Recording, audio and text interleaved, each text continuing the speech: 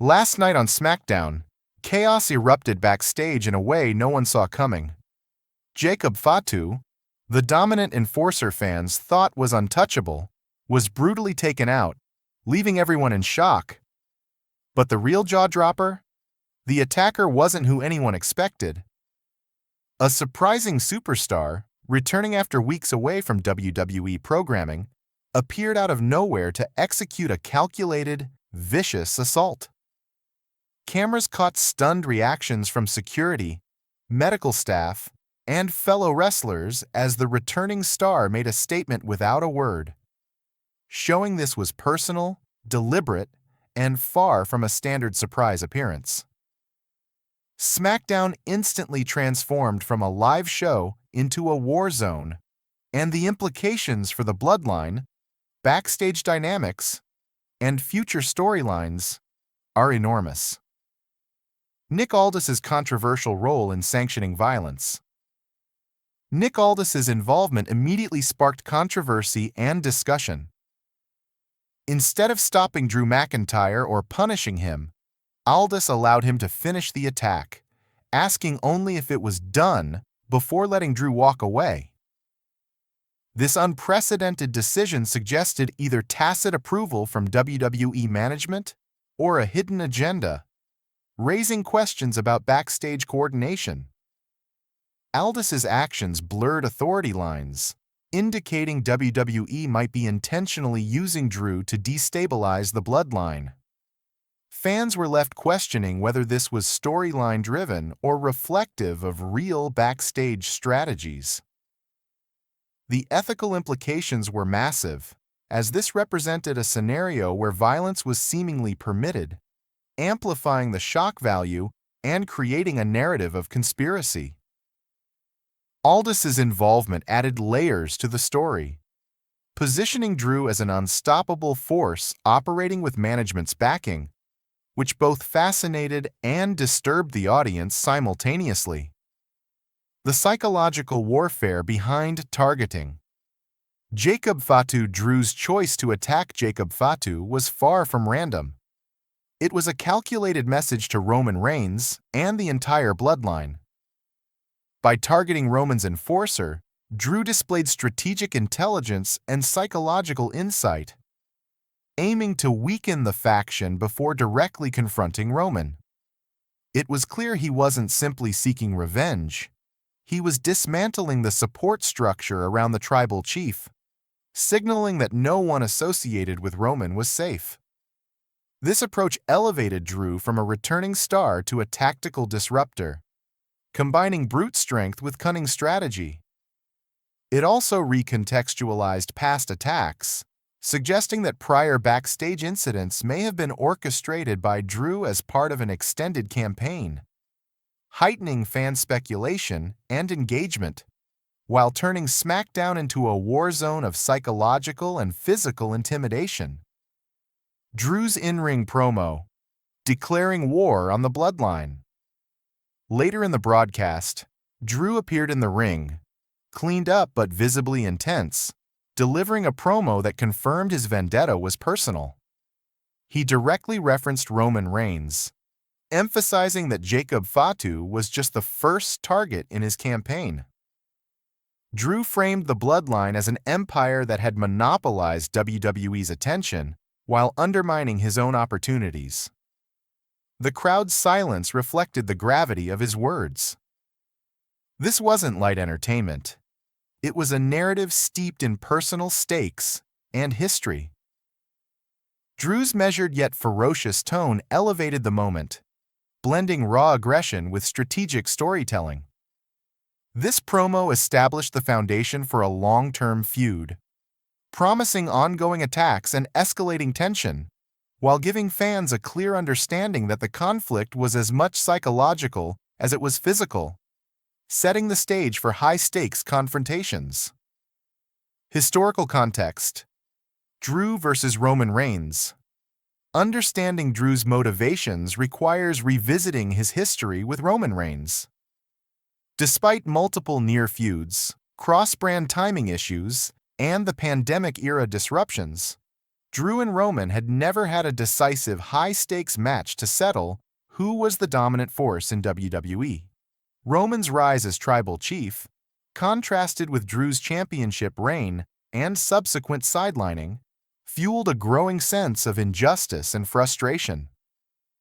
Fans had long anticipated a climactic confrontation, and Drew's return delivered that build-up in dramatic fashion. This historical context adds depth, explaining why Drew's actions are more than random violence. They are the culmination of years of deferred conflict, missed opportunities, and personal grudges that now play out in a violent, high-stakes storyline designed to finally resolve a long-standing rivalry. The ethics and risk of repeated violence.